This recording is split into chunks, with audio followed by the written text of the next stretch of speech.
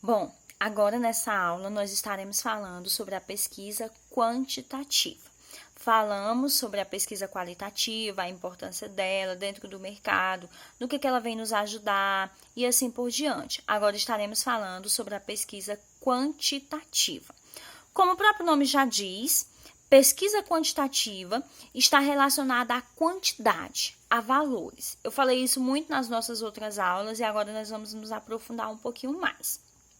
Bom, a pesquisa quantitativa, ela geralmente é mostrada em forma de dados, ela aparece em dados em forma de gráfico. Geralmente é assim que aparecem as pesquisas quantitativas.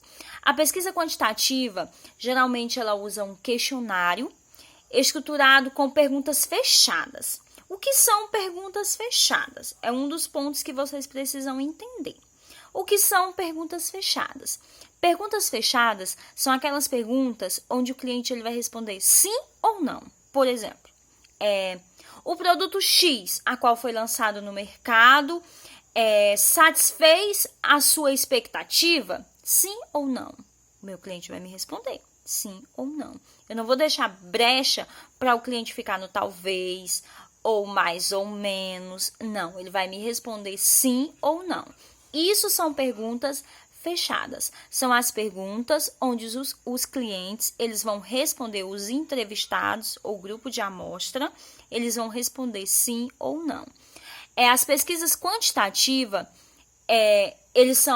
elas são selecionadas uma lista de possíveis respondentes, né? Dentro dessa lista, existem possíveis opções que eu posso fazer. Dentro dessa lista de possíveis respondentes, eu vou selecionar os que eu vou perguntar se eles aceitam participar da minha pesquisa. Porque é um questionário que eu vou precisar fazer com eles. Então, eu preciso primeiro questionar se eles querem participar. Dentro dessas possíveis opções, existem vários tipos de perguntas que podem ser usadas. Existem as perguntas de múltiplas escolhas, existem as perguntas de ranking, existem as perguntas de matriz e existem as perguntas abertas. Por exemplo, de múltipla escolha, eu vou ter lá questionário com alternativa A, B, C e D. O cliente vai marcar uma. Existe as de ranking, que as de ranking, o que acontece? Tem lá mais satisfeito, menos satisfeito, estou totalmente satisfeito, insatisfeito. Então, isso aí ele vai marcando aquilo que ele está. Existem as abertas, que são aquelas perguntas onde o meu cliente, eu dou livre acesso para o cliente colocar a sua opinião, falar sobre o que ele achou sobre o produto. Esses são os tipos de pergunta aberta. Então, existem esses tipos que você pode estar escolhendo com que tipo que você vai trabalhar quando você trabalha com pesquisa quantitativa. Eu posso trabalhar com pergunta de múltipla escolha, com matriz, com perguntas abertas, com perguntas fechadas. São N perguntas. Só que é como eu falei para vocês, na maioria das vezes os questionários eles são de perguntas fechadas.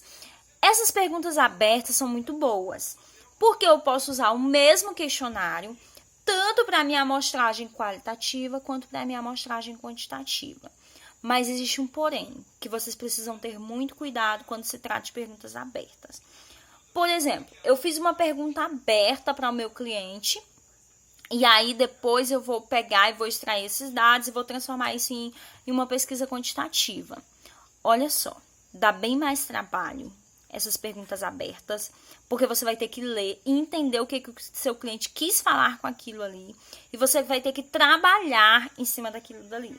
Então, além de mais trabalho, você tem que ter cuidado, porque a sua opinião não pode de maneira alguma interferir no que o cliente falou. Então, ali o cliente, ele está escrevendo para você o que ele pensa, e você tem que aceitar tudo que ele diz. Então, essas perguntas abertas, você tem que ter muito cuidado com elas, e por isso que eu sempre falo que a maioria das vezes é utilizado perguntas fechadas, sim ou não. As de múltipla escolha, da mesma maneira.